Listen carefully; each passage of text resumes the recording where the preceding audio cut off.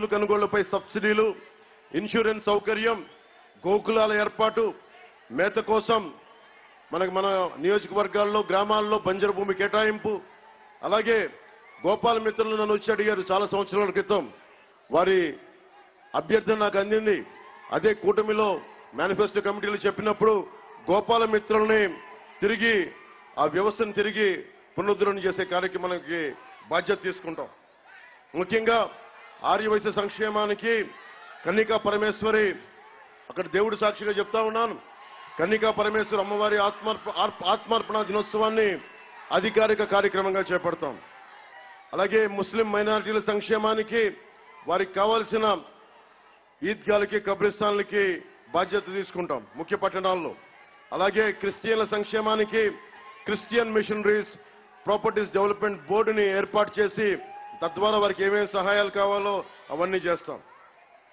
ముఖ్యంగా వ్యవసాయానికి సంబంధించి 9 గంటలు నాణ్యమైన ఉచిత విద్యుత్ సరఫరా, రాయితీతో సోలార్ పంప్ సెట్లు, మిగిలిన విద్యుత్ ప్రభుత్వ కొనుగోలు, సబ్సిడీతో వ్యవసాయ పరికరాలు, ముఖ్యంగా ప్రైస్ స్టెబిలైజేషన్ ఫండ్ ధరల స్థిరీకరణ నిధిని, అలాగే కౌలు రైతులకి గుర్తింపు కార్డులు అందజేయటం, సంక్షేమ పథకాలు అన్ని ముందుకు తీసుకెళ్తాం. ప్రతి పార్లమెంటు నియోజకవర్గంలో ఇది ప్రత్యేకించి యువత కోసం మీరు గుర్తుంటే 2000 ప్రతి నియోజకవర్గానికి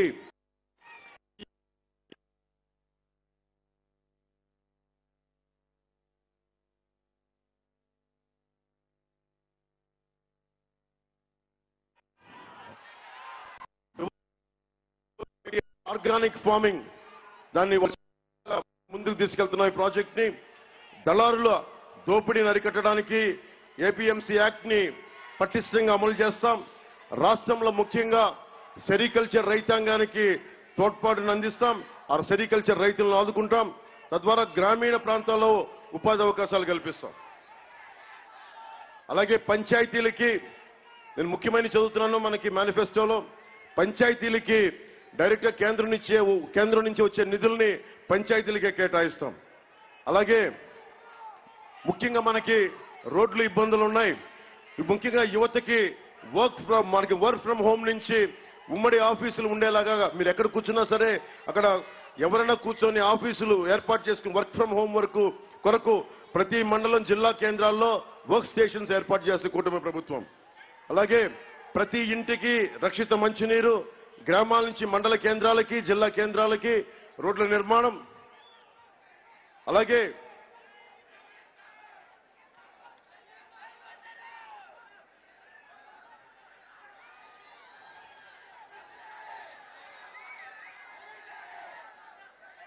ముఖ్యంగా హరీష్ గారు ఉన్నారు. మన అంబేద్కర్ కోనసీమ జిల్లాని పార్లమెంట్ అభ్యర్థిగా పోటీ చేస్తున్నారు. నేను చంద్రబాబు గారు ఒకటే మాట్లాడుకున్నాం. ఎన్ని బలమైన మనకి వాగ్దానాలు ఇచ్చినా మనం బలోపేతం చేయాల్సింది వ్యవస్థల్ని బలోపేతం చేయాలి. పోలీస్, రెవెన్యూ, అన్ని రకాల పౌర సరఫరాల వ్యవస్థని వైఎస్ జగన్ ఏం చేశారు? కూర్చోబెట్టి అక్కడ ద్వారంపూడి చంద్రశేఖర్ రెడ్డి గారి ఇంట్లోనే 3 పదవులు. రైతు పొట్ట కొడుతోంది, ఒక కుటుంబం కొట్టేస్తుంది. వైఎస్ జగన్ క్లాస్ వార్ గురించి మాట్లాడతాడు. ఒక కుటుంబానికి మొత్తం రైతు తాలూకు కష్టాన్ని, రైతు కూలీ తాలూకు కష్టాన్ని, ప్రతి ఒక్కరి కష్టాన్ని వైఎస్ జగన్ ఆధ్వర్యంలో ద్వారంపూడి కుటుంబం మొత్తం దోచేసుకుంటా ఉంది. దీనికి మార్పు రావాలి, దీనికి చరమాంకం పలకాలి అంటే మనకి కోనసీమ పార్లమెంటుకి జిఎం హరీష్ గారిని పార్లమెంట్ అభ్యర్థిగా మనకు గెలిపించాలి. మండపేటకి సర్వేశ్వరరావు గారిని గెలిపించాలి. మండపేటకి జోగేశ్వరరావు గారిని గెలిపించాలి.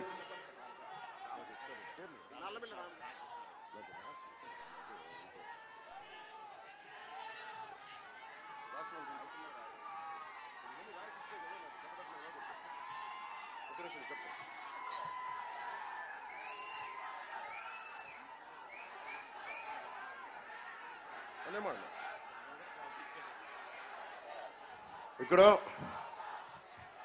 మీ అందరికీ నేను ఒక విషయం తెలియజేసుకుంటా ఉన్నా.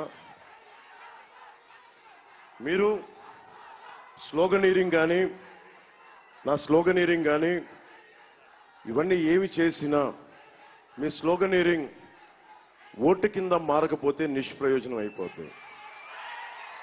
మీరు ఊహించుకోండి, పార్టీని నడపడం, ముఖ్యంగా మండపేట ఇది మన జనసేన పోటీ చేయాల్సిన నియోజకవర్గం, మీ అందరికీ బాధ ఉంది.